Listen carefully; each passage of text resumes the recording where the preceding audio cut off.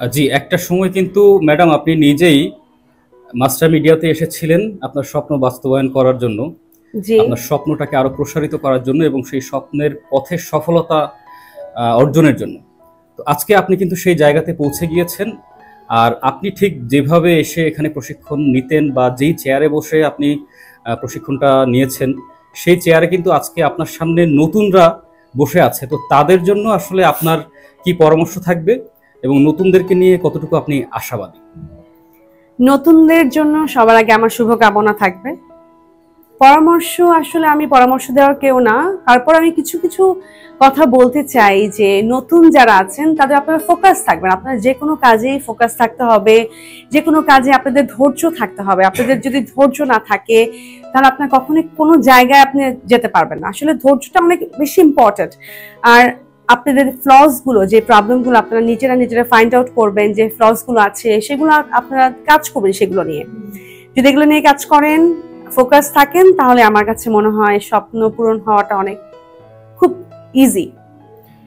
আর যারা আজকে পারফর্ম করলো, সবার উচ্চারণগত বিষয়, পারফরমেন্স, সবার ডেডিকেশন সবকিছু মিলে আসলে কতটুকু সম্ভাবনা আশা করা যায় এই ব্যাচ থেকে? ফিডব্যাক গ্রুপ আমাদের যেই ব্যাচটা চলছে, এই ব্যাচের ক্ষেত্রে কতটুকু আপনি আশা রাখতে পারেন? এই ব্যাচ থেকে আমি কিছু কিছু মানুষের উচ্চারণ প্রবলেম পেয়েছি, সেটা সবারই থাকে। আসলে আমরা কেউই পারফেক্ট না। আমরা যদি নিজেদেরকে নিয়ে কাজ করি, নিজের উচ্চারণ নিয়ে কাজ করি, নিজের গেট আপ নিয়ে কাজ করি, নিজের কনফিডেন্স নিয়ে কাজ করি, সবকিছু নিয়ে যদি আমরা কাজ করি এবং মানুষকে দেখি যে আসলে কিভাবে কি করলে আসলে এগিয়ে যাওয়া যায়, সেটা যদি করি, আমার কাছে মনে হয় কোনো কিছু অসম্ভব না। আর উচ্চারণ নিয়ে কাজ করাটা অনেক বেশি ইম্পর্টেন্ট। এটা নিয়ে সবার আসলে খুব বেশি ফোকাস থাকা উচিত। যেন উচ্চারণ ছাড়া আসলে কোনো ওয়ে নাই, উচ্চারণটা আপনাকে ঠিক করতেই হবে। তো যাই হোক, ম্যাডামকে অনেক অনেক শুভকামনা। আমি আসলে একদমই মানুষ খুব বাংলা ভাষায় বলে, আমি খুব ন্যাচারালি কথাগুলো বলছি, কারণ এই কথাগুলো অনেক মানুষ দেখবে, তারা যেন আমার কথাগুলো বুঝতে পারে। এই জন্যই আমি খুব ন্যাচারালি কথাগুলো বলছি।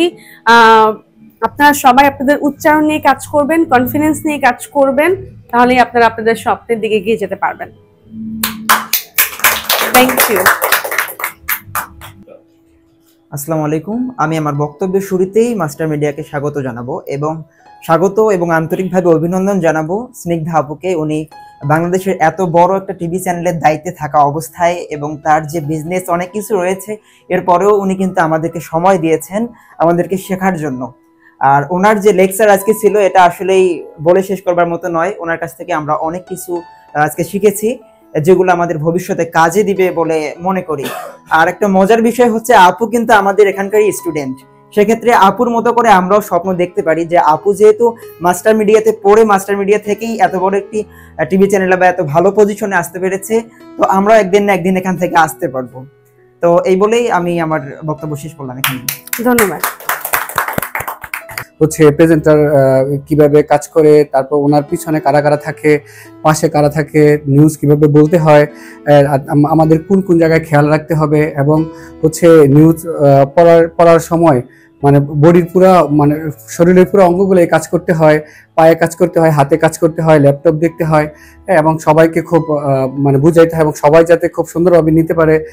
অসাধারণ লেগেছে। ম্যামকে অনেক অনেক ধন্যবাদ। আমরা ম্যামের আরো একটা ক্লাস চাই।